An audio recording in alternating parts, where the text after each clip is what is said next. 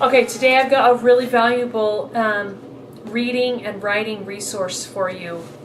It's two little books that were recommended to me called Elements of Grammar and Elements of Style.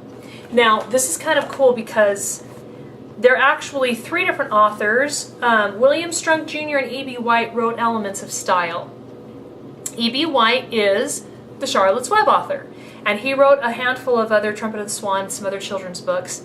And he's talking about stylistically what you need to know in order to improve your writing. Now, these are books that you're not going to read all the way through, okay?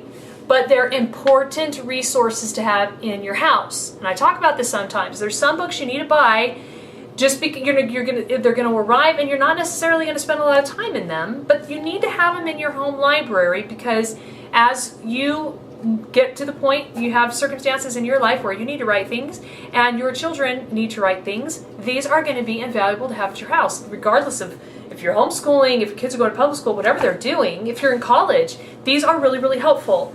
So they're really good reference books, okay? So Elements of Grammar, and they're both really small. I mean, this one's taller, but they're just little thin reference books. They're really efficiently use the space to talk about really important stuff. So Chapter 1, Recognizing Good Grammar, and then Chapter 2, Some Grammatical Terms and the Parts of the Sentence, okay?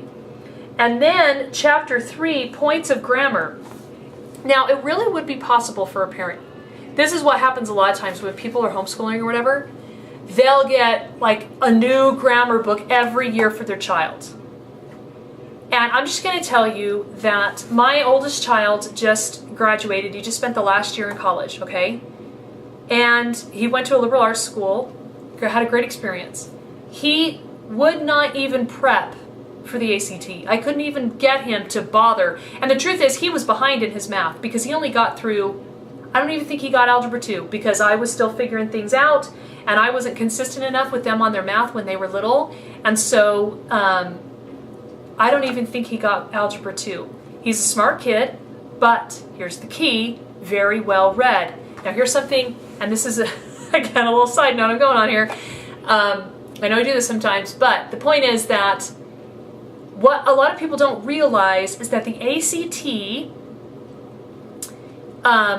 really, if you can read and comprehend and write well, you're pretty much going to do really well. Math is the only thing on the ACT that you really have to prep, and you have to have the skills and you have to have the classes.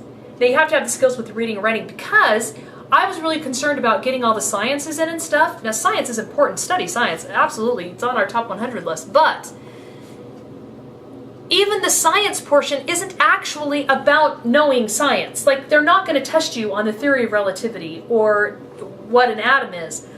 It's a reading and writing skill. It's a reasoning and logic skills. The science portion, and I think this is why. I think it's because you've got so many kids from so many schools and so many backgrounds taking this one test for entrance to college.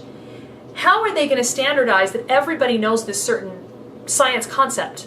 I think they've found it impossible. So what they do is they have a reading and then you think it out logically. It's actually testing logical thinking skills, which are not developed. They can be developed sometimes. They're developed in science, but they're developed in other ways too. They're developed in rhetoric classes. They're developed in debate, they're developed in geometry using Euclid, they're developed a lot of ways.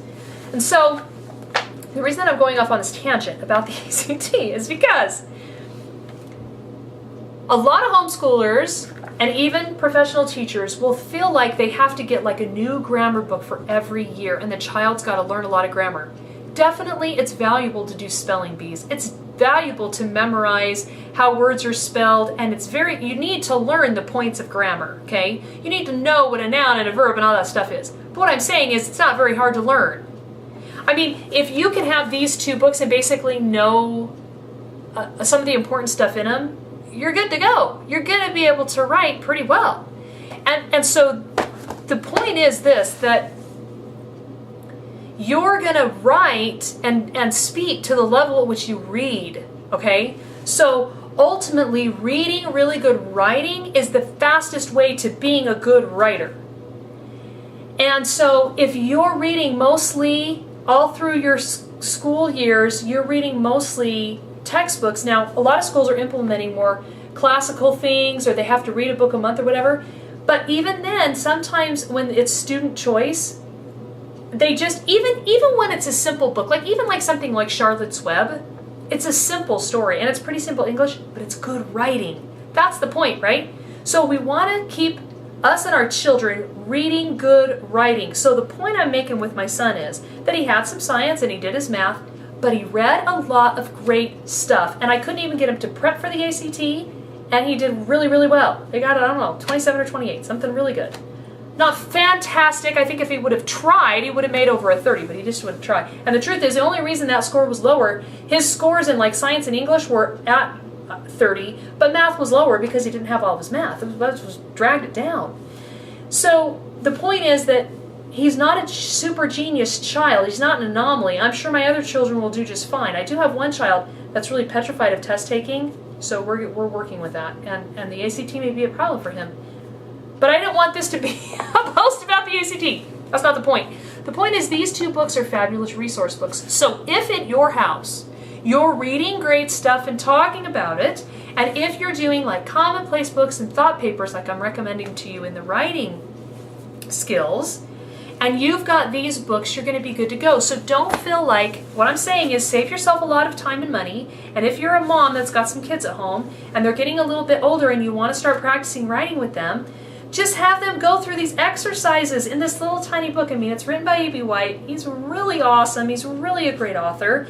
And he's going to tell you some of this is how you use, okay, elementary rules of usage. What if you did one of these a week for like 2 years? Score, you're done. Grammar's, you're covered. First one, form the possessive singular of nouns by adding apostrophe S. Great. Pick that up in your reading. You're probably already going to know that, but you're going to be reminded of that. All of these, they're also fabulous because they have examples. Can you see that?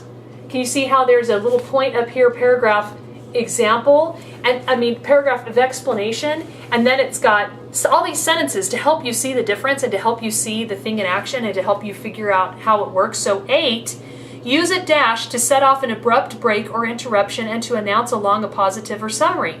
A dash is a mark, la-di-da, and then his first thought on getting out of bed, dash, if he had any thought at all, dash, was to get back in bed again. So they give you all these examples of using it. So what if your kids did this, and this is what I'm going to do with my next daughter. My kids have taken some other writing classes, and we use these as references when they write, and I help them and all that kind of stuff.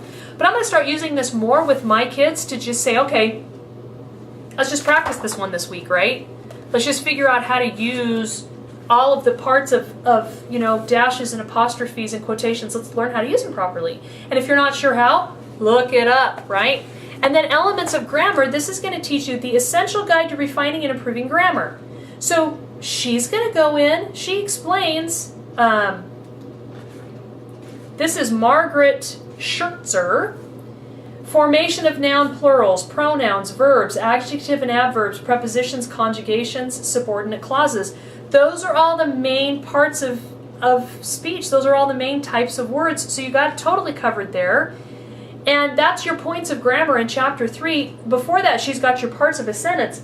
So once you've gotten through page 50, I've really always wondered, how can you do grammar every single year, year after year? You're going to just cover the same stuff. There's only so many parts of grammar.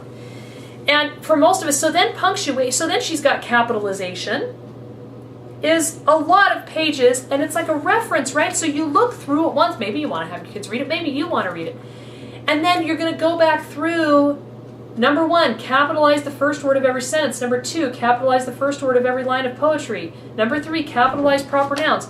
And if you're not sure, then you just go to the capitalization section. Then you've got punctuation, long, big, expressing numbers, spelling, and choosing words. So honestly, my friends, you're totally covered if you've got these 2 books. And I had this recommended to me by a mentor who's a published author, and he knows what he's talking about. So, elements of grammar, elements of style. Elements of style is by Strunk and White. Elements of grammar is by Shertzer.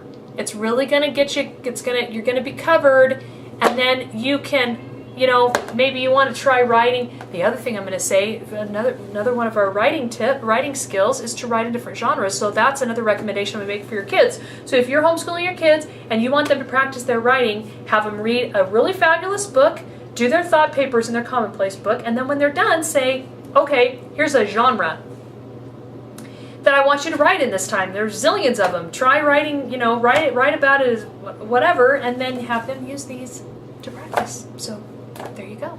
You're totally covered. All right. That's your writing lesson task for the day. That's your purchase task. This one says US $10, this one $8. Maybe you're going to spend full price $18. You're going to have your grammar covered, all the helps you need, okay? Buy them and use them and reference them and have a wonderful time becoming a better writer. Talk to you next time.